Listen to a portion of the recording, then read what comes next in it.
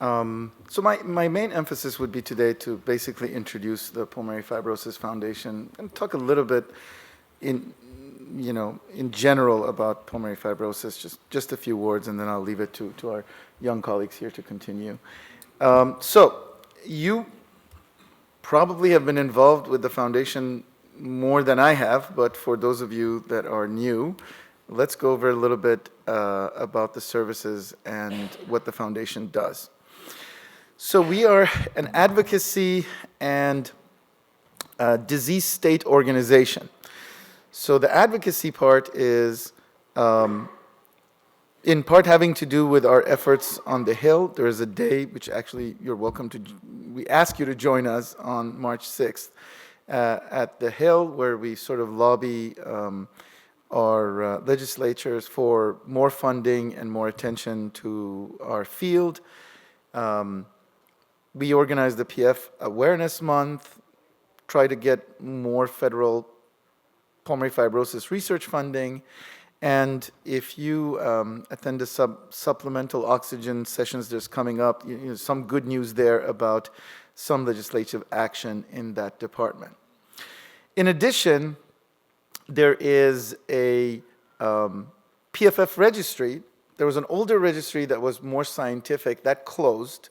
There's a new community registry that we actually ask every one of you to enroll in. This is a registry both for patients, transplant patients after having received the transplant, and caregivers and family members of the patients with conditions. So we want to know all your stories and contribute to this registry. In addition, we're involved with PFF Scholars, where people receive scholarship. We're going to sort of talk about that in a little bit more. And then, thanks to the Tully family's contribution, there's a Familial Research Award, a generous grant given to research scientists to advance the field of familial pulmonary fibrosis. A large number of patients with pulmonary fibrosis have a genetic component to their condition, and this genetic component is nowhere more palpable than when it runs in families. So basically, a drive towards helping and sorting out familial pulmonary fibrosis is probably one of the clear first steps that we could take to help everybody with pulmonary fibrosis. So in addition, we're involved with other patient advocacy organizations and consortiums. There is a research grant funding that we provide for researchers in terms of after a rigorous process. Very importantly, we have organized care center networks across the United States. We're going to hear more about it, where we have the involvement of Nurse and Allied Health Network that basically belong in part, but not exclusively, to the care center networks. We have committees, working groups, where they work on position statements. These are centers of excellence that have satisfied specific requirements to get that designation, and it's basically our way of saying if you go to those places, you could expect a certain level of expertise and care. In addition, and not for the least, we're involved in patient education and support. There's a lot of patient education material. We'll go over some of it. This summit, which we are all enjoying, disease education webinars, which we have frequently, actually, support group, managing support group, and an amazing help center where you receive a lot of calls. So let me talk a little bit about the registry. The new community registry is open to you. It's our sort of biggest investment in research. It's a community registry open to patients, caregivers, and biological family members, and we need your help to contribute. So please, if you are not part of this effort, obviously it's free, and go to pffregistry.org and get involved. It doesn't involve a lot of work. It's basically every 6 months, just update us on what's going on with you, and then occasionally you will be contacted if you choose to do so for research purposes. So that's one way for you to get involved. Remember, any drug that you're benefiting from, some other patient just like yourself contributed to its development. So not only you may benefit from it, but also it is just good karma and just the right thing to do. So the PFF Care Center network is now 81 members strong, and it spans most of the United States. And most recently, we have expanded it to include the partnership with clinical associate sites, and these sites that are ones that work with the clinical care network sites. These tend to be larger sites, the clinical network sites, but the clinical associate sites were also certified by us to provide excellent care. They just have less access maybe to research or transplant, and in order to complete the circle, they tend to work with, they are supposed to work with the care center network. So we did so to be more inclusive and to try to get to some of the less populated states and to try to make it possible for patients not to have to travel miles and miles. It turns out this is a big country. So, and on this site, there's a very valuable resource called Clinical Trial Finder, where we actually input the entry criteria and exclusion criteria of the ongoing trials right now in our field. So you can go give your characteristics, and basically it will give you usually a dizzying number of things you can participate in and an opportunity to participate in them. Obviously, this is not predicated on participating in the registry. You can just go there right now and see if there's a clinical trial near you that you could benefit from / participate in. It's really actually a wonderful tool. It's quite fun. Proud to say that we basically have organized about 170 support groups, US and international, and even telephone-based with Caring Conversations, Lung Transplant Community Support Group, and PFF Voices. And these are always very helpful. Patients learn from each other, especially with a lot of practical stuff that doctors don't think about, but patients educate each other, and it's always very helpful. I know that some people say, well, I don't want to be hanging around with other sick people, but it turns out that it's educational. I suggest you attend one before you decide in your mind that it won't benefit you, because I've always found that the patients, even the ones that don't want to go to one, once they go to one, they get engaged in it, and it's a nice group and nice family to belong to. We have a help center with a live human being answering, not AI, answering the phone. And she's wonderful, and she's been with us for a very long time, and she knows the answer to most things. And so over 4,000 people a year, and calls from all over, actually the world even, call our help center and hopefully receive help. Hopefully we were going to expand this to not only just hear from you, but maybe call you and see how you're doing. So that's the next step of our evolution, hopefully. Something that I'll spend some time on. There's a lot of educational material there that have been developed by us. Good information. Just have to go to the webpage and look around for it. Includes things such as preparing for emergencies, and Lord knows there's a lot of them. In this large country of ours, there's different disasters for different areas. You have fires, and then tornadoes, and then ice storms, and earthquakes, and hurricanes, and nor'easters. So pick your disaster, we can be prepared for them. And Se Habla Español for those who need it. And also, some of these people are around. If you see them, grab them and encourage them to do a good job, and as I'm sure they are. These are the recipients of, these are the class of 2020, Allison, Dr. Ishikawa, Catherine Lee, and Luis Rodriguez, from a variety of amazing institutions in the country. And remember, we talked about advocacy. This is an important part of our mandate. We joined together to create this organization, and now we have a voice, and we go to the capital to sort of make our voice heard.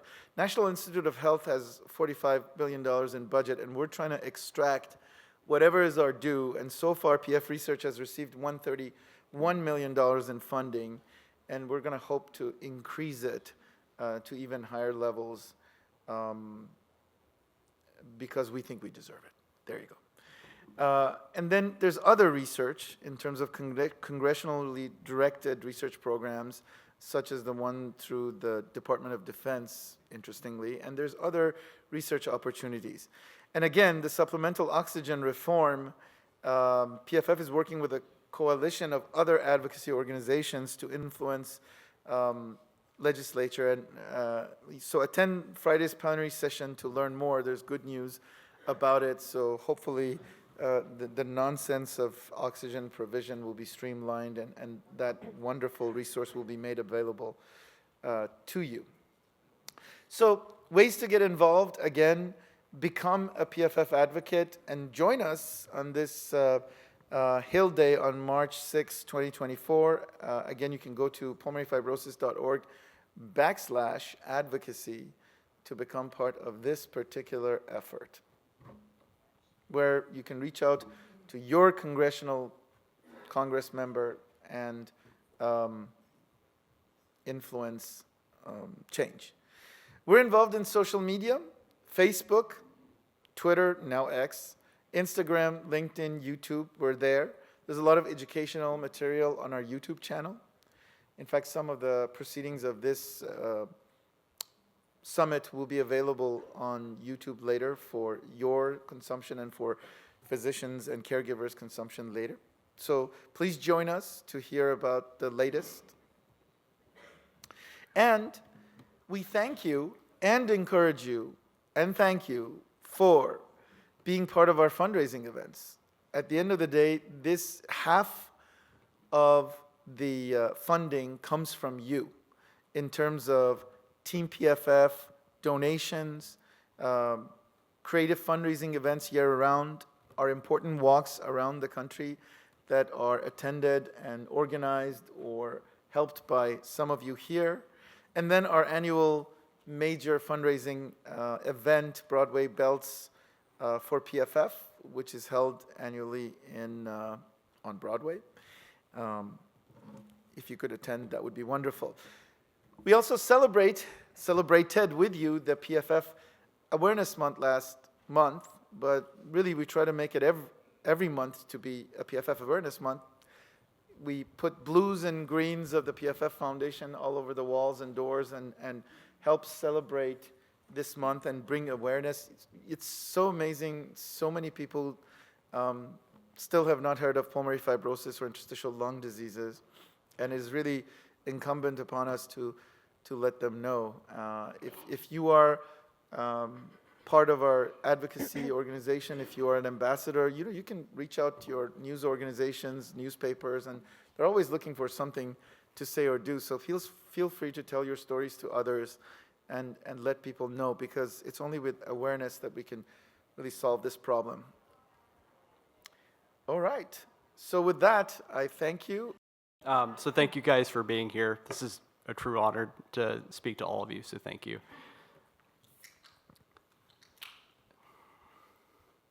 All right, these are my disclosures. I don't think they're relevant for this talk.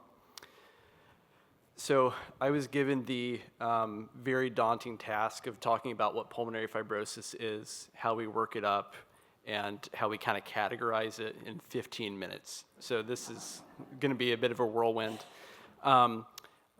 I thought there were lots of different ways I could take this, but the rote, antiquated thing to do would be to go to Oxford English Dictionary and look up what pulmonary and fibrosis are. I decided I wouldn't do that. In 2023, though, I decided to Google it. So this is what Dr. Google says.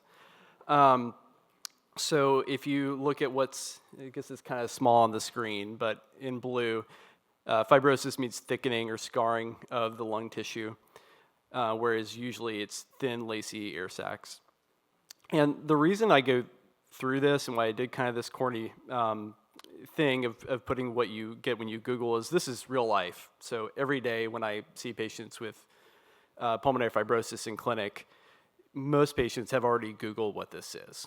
So this is very on point. The reason why I think this really matters too is that you scroll down a little bit further on the page and you see what I've highlighted down here, which is there's a prognosis of 3 to 5 years. So patients come to me are terrified, and we're using a term that is honestly not that great.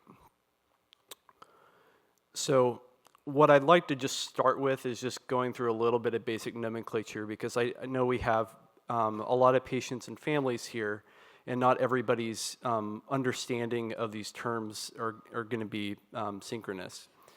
So I like this picture. I stole it shamelessly from the PFF website. But gray oval is all lung diseases, so includes COPD, asthma, lung cancer. In the light blue, you have a collection of diseases called interstitial lung diseases. That's an umbrella term for lung diseases that cause inflammation and scarring. Most of the time when we use the term pulmonary fibrosis, we are meaning that the person has an interstitial lung disease that is progressive. So if we did nothing, it would continue to progress. So you may hear lots of these terms used interchangeably, but they all are a little bit different. One other term that you will see thrown around, idiopathic. I think as doctors, we just have to make up these words and make it sound smart. Idiopathic is like, we don't know what this is. So idiopathic pulmonary fibrosis is what a lot of our patients have. It's just a progressive scarring lung disease without a known cause. When we say just pulmonary fibrosis, that's really a non-specific term, meaning you have a scarring lung disease. So I'm going to spend a few of my precious minutes talking about like why I think this is all such a mess. So everybody, I'm seeing lots of nods already, know that all this terminology is very complicated, it's confusing, and I really think as I was building this talk, we can figure out it's a mess because we've spent 160 years being non-precise with our terminology, and a lot of this has persisted. So if you're looking through old journals, old textbooks, you're going to see a smattering of different things. Also, there's just like so much tremendous facial hair, like I have to include pictures and of like this. So this guy with the mutton chops, Austin Flint, I cannot make this up, but he described some of the first cases of interstitial lung disease. He described it as cirrhosis of the lung. For those of you in the know, cirrhosis is scarring of the liver. But then there's another term that I included right above it, so chronic pneumonitis. That really doesn't mean anything. But that's a term that you will see, like I see that on our path reports, like in biopsy specimens, not infrequently. He compared it to tuberculosis, which was kind of the preeminent prototypical lung disease of the time, and said, hey, there isn't like pus here, like in tuberculosis. And then interestingly described some of the first descriptions of clubbing as well, so bulbous appearance to the fingertips. So over the next several decades and basically 100 years, there's a smattering of people describing interstitial lung disease more, but they're all kind of saying this is the same thing. I've included some examples on here, but they're all describing what they say is the same thing, but using a collection of different terms, including, I have down here on the bottom, cryptogenic fibrosing alveolitis. That's a term you will still see throughout the chart, but is antiquated now. Fun fact, this is William Osler, the godfather of modern American education and medical systems. Learned the other day, he was Canadian, so interesting. All right, so move along to the 1970s to the 1990s. There were a lot of really good clinicians who finally stepped back and said, like, listen, this doesn't make any sense. This is all not the same disease. These are clearly different diseases. So there was a lot of good work from pathologists, including Lebeau, and tried to distinguish different diseases. So you have IPF and more. And this has really skyrocketed in the last few decades, such that we have diagnostic and treatment guidelines for lots of diseases, prominently idiopathic pulmonary fibrosis, but I include more down here in the bottom. So we have guidelines for hypersensitivity pneumonitis, connective tissue disease, and then more information on co-workers, lung disease, which is near and dear to my heart, being from the Appalachian Mountains. What you're left with, though, is like a big mess. So I heard a chuckle. This is from our diagnostic guidelines from last year. And this is overwhelming to patients and caregivers, and honestly trainees too. Like, I go through this with residents and fellows, and I can see them falling asleep with their eyes open in front of me. But this is how we think. We think of these categories of diseases. As you guys know, because we have really been splitting all these diagnoses up, we're putting people through lots and lots and lots of tests and complicated diagnostic algorithms. And I'm seeing nods. You guys have been through this. You know this is real. This is a diagnostic algorithm from the idiopathic pulmonary fibrosis guidelines, which includes CTs, get together and talk. If you're not sure, do a bronch or a biopsy, then talk again. It gets complicated. This is the hypersensitivity pneumonitis guidelines, which is a total mess, but we do it. But you can see there's things on here like bronchoscopies, blood work, history, CT scan. We end up putting people through a lot of stuff. But I would argue to everyone in the room, as I do with the patient sitting in front of me, this matters. And there are a few big reasons why this matters. One, depending on what the disease is, it's going to drastically change how we treat you. If we think that this is an autoimmune disease like rheumatoid arthritis, scleroderma, we're going to recommend that you take anti-inflammatory medications. If we think this is something that you're inhaling in and causing damage, it is absolutely necessary that we remove the exposure. Last example, if we think this is IPF, idiopathic pulmonary fibrosis, we are going to very much steer away from immune suppression and instead offer antifibrotic medications like pirfenidone and nintedanib. Other big reason this matters is that we think there are underlying different kind of mechanisms driving these diseases, and that matters for a few reasons. One, it helps us tailor a prognosis conversation with you. I can have a much better discussion about what life is going to look like in the coming years with somebody once I know what this is, because these could drastically change. Second, we can't really do great research unless we know what the disease is and what's going on underneath it. So all of these hoops that we push people through, they do matter. So getting back to this terrifying slide with different columns and stuff. It kind of explains, though, why we pursue the workup that we do, and you're going to hear a bit more from Dr. Copeland a little bit about this. But if we think that you have one of these diagnoses that has like a stupid abbreviated name here on the left, but these are like the idiopathic pneumonitis category, we're going to recommend things like lots of blood work, maybe a lung biopsy, go through an exposure questionnaire. If we're suspicious that this is an autoimmune disease, we will strongly recommend seeing a rheumatologist, maybe do joint exams, swallow evaluations. If we think that this is something that you're inhaling in, we're going to grill you about everything in the world that you've been exposed to. Like, you guys have been through this, I'm sure. Like, seeing nods again. But we're going to ask about birds, molds, what Aunt Sally brought to Thanksgiving last year, like all sorts of exposures. If we see cysts on the CT scan, a lot of the same stuff like a bronchoscopy and blood work, but we may pursue genetic testing since some of these are familial. And then last, if we suspect that this is sarcoidosis, we may recommend something called an EBUS, or a bronchoscopy with a biopsy of lymph nodes, and look into infections like fungi. So our job at the end is to kind of put it all together, talk as a group, so us, pathologists, radiologists, cardiologists, everybody, review all the data and come up with a plan.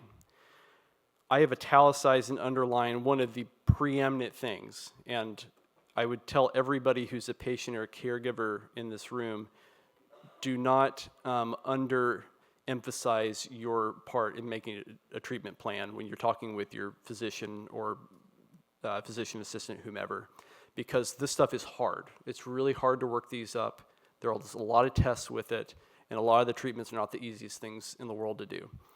So please, please, please discuss and be honest and open about treatment plans. All right, I'm going to run over time. But last thing, going back to the beginning, why do I care for patients with ILD? Big reason why I like to care for patients with ILD is because I really enjoy caring for patients who have done this Google search and are scared and are confused by all this. This is confusing. I do think if you go and Google what the name pulmonary fibrosis means and what it means from a prognosis standpoint, this is really not helpful. I think it's synonymous with this old guy with mutton chops. Like, this really is not very descriptive. I think it really ignores the progress that we've made in the last 30 years. It really ignores that there's a ton of great research going on in this field. And you guys, highly encourage you guys to go around the summit this weekend, because there's going to be a ton of great research discussed, and really ignores the progress made by the PFF, and then also other groups like our pulmonary foundations who've made a ton of headway. All right, with that, I think I'm on time. This is the University of Utah in Salt Lake City on a good day. Right now there's snow. It's not quite as pretty, but still, it's very pretty. So thank you guys. So today I have the pleasure of talking about testing and monitoring, as well as symptom management in pulmonary fibrosis. So to start, I have no financial disclosures to report, but I do want to note that the information in this talk is really for educational purposes only and should not substitute for any professional medical advice. So today, specifically, I want to talk about some of the common testing used in the diagnosis as well as management of pulmonary fibrosis, as well as identify some of the common symptoms associated with pulmonary fibrosis. And then I want to spend a little bit of time talking about the physiologic reasons behind cough and breathlessness in pulmonary fibrosis, as well as talk a little bit about the management of those symptoms. So as Dr. Callahan alluded, there are many types of pulmonary fibrosis with over 200 individual diagnoses. These are just a few of the common categories of pulmonary fibrosis, but it's our job as pulmonary providers to really narrow down your individual diagnosis through individualized diagnostic testing. And so what are some of the common tests that we use in diagnosis? So laboratory testing is commonly used to look for underlying inflammatory or autoimmune diseases. Laboratory testing may also be used to perform genetic testing if you have a family history of pulmonary fibrosis. High-resolution computed tomography, or HRCT for short, is required for the diagnosis of pulmonary fibrosis. And so this is a specialized, protocolized CT that we will perform with you laying on your belly, as that decreases the gravity-dependent effects in the lungs. And then we'll take a picture at full inspiration, a picture at full exhalation, because that gives us the best picture of the lungs and airways to really give you the best diagnosis. And sometimes when the diagnosis is unclear based on non-invasive testing alone, your provider may recommend lung biopsy. And this will look different for every individual, but may include bronchoscopy with biopsy, or may require referral to a surgeon to consider surgical lung biopsy. And then it's our job as pulmonary providers to then put together all of that diagnostic testing together with your individual history and physical exam and bring that to what's called a multidisciplinary discussion. And so this looks a little bit different at every institution, but generally will involve discussion between your pulmonary provider, a radiologist, and then pathologists when needed to really come up with the best diagnosis for you. And so once we've made a diagnosis, how do we monitor for progression? So at every visit, your provider will ask you about symptoms, specifically asking about worsening cough or worsening shortness of breath, as those may be signs of disease progression. So it's very important to let your provider know if you're having worsening symptoms. Your provider will likely perform interval pulmonary function testing. And what we do is compare your individual testing over time to see if there's any decline in lung function over time.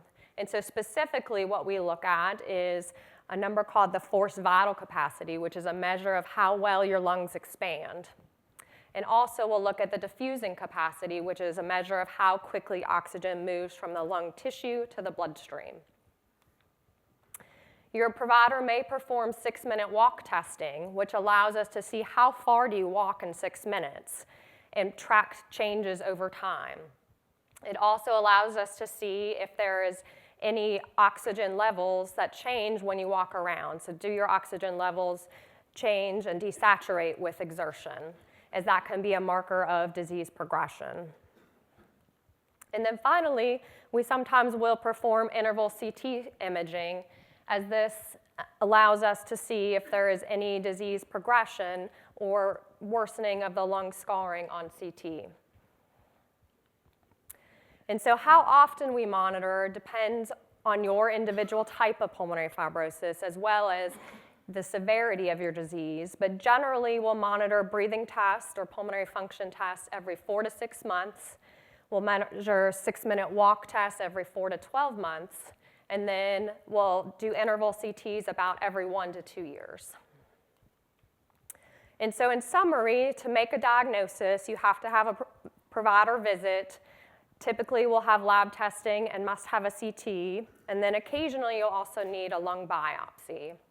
And then once we've made a diagnosis, then we monitor for disease progression through regular visits with your provider, pulmonary function testing, and then sometimes 6-minute walk testing and intermittent CTs. So let's switch gears a little bit now and talk about symptom management in pulmonary fibrosis. So by far and away, the 2 most common symptoms in pulmonary fibrosis are going to be breathlessness and cough. But there can be many other symptoms that are reported in pulmonary fibrosis. So those can include fatigue, depression, anxiety, even sometimes reflux or heartburn, and weight loss. And all of these can significantly impact quality of life. And so today we're going to specifically talk about breathlessness and cough, as those are the most common. So why do patients get breathless with pulmonary fibrosis? So normally in the lungs, we have our airways that end in nice air sacs that we call alveoli. And these alveoli or air sacs are nice thin-walled structures that normally allow us the rapid exchange of oxygen and carbon dioxide. In pulmonary fibrosis, these alveolar walls thicken significantly with inflammatory cells and fibrotic cells, and this can significantly impair the exchange of oxygen and carbon dioxide. That also can increase the stiffness of the lungs, which increases work of breathing and can decrease exercise capacity. And so how do we treat breathlessness? So first and foremost, treating the underlying cause of pulmonary fibrosis may improve breathlessness depending on your type of pulmonary fibrosis. Your provider will likely recommend pulmonary rehabilitation, which is a formalized exercise program that focuses on exercise training, psychosocial support, nutritional counseling, and breathing exercises, and has been shown to improve breathlessness in pulmonary fibrosis. If your oxygen levels drop when you walk around or at rest, typically to less than 88%, your provider may recommend supplemental oxygen to help with breathlessness. And then many patients with pulmonary fibrosis also have other medical problems like cardiovascular disease or pulmonary hypertension, or sometimes even airways disease like asthma or COPD. And optimizing all those other medical problems is really important in treating breathlessness. And then sometimes when symptoms persist despite all of our other treatments, we sometimes will utilize opioid medicines to help decrease that sensation of breathlessness. So let's talk a little bit about cough in pulmonary fibrosis. So normally cough is triggered by receptors in our airways and lung tissue. when an external stimuli triggers them, which then sends a signal to our brain that sends a signal to our muscles that says, hey, we need to cough. And so in pulmonary fibrosis, this reflex can get triggered more easily, and so cough becomes more frequent. And also, outside of the normal external stimuli, patients with pulmonary fibrosis can also have ongoing triggering from the architectural distortion of the pulmonary fibrosis itself. And so outside of pulmonary fibrosis, there can be many other sources of cough in pulmonary fibrosis that have to be optimized. So heartburn or reflux can worsen cough. If you happen to smoke or vape, that can worsen cough. Sometimes medications like blood pressure medicines or antihypertensive medicines can occasionally cause cough. And some patients with pulmonary fibrosis also have airways disease like asthma or COPD, and that can worsen cough. And then other patients may have allergies or sinus disease that leads to postnasal drip and can worsen cough. And so really, first and foremost, in treating underlying cough is to really treat any potential known causes. So sometimes treatment of the pulmonary fibrosis itself can improve cough, and then really optimizing all of these other causes that we just talked about. So if you are a smoker, quitting smoking. If you have heartburn, using medicines to suppress acid. If you have airways disease, utilizing inhalers for that airways disease. And then if you have any sinus disease like allergies, sometimes using nasal sprays or any other sinus therapies. But unfortunately, sometimes despite treating all the known causes, cough can still persist. And in those cases, what we do is utilize medications that decrease the cough reflex. And so those are medicines like cough suppressants, like dextromethorphan or benzonatate. And occasionally we'll use medicines like gabapentin, which helps decrease that nerve reflex from getting stimulated as easily. And then in more severe cases, sometimes when quality of life is significantly affected by cough and we've optimized everything else, sometimes we'll think about using low-dose corticosteroids or even opioid medicines to help decrease cough. So in summary, symptom management is complex, but typically involves pharmacologic, non-pharmacologic therapies, as well as sometimes supportive care therapies, and really requires optimization of any other medical problems that are leading to worsening symptoms. But really at the center of good symptom management is going to be a strong patient-provider relationship and really making sure that you maintain open lines of communication. And with that, I'll end. Thank you.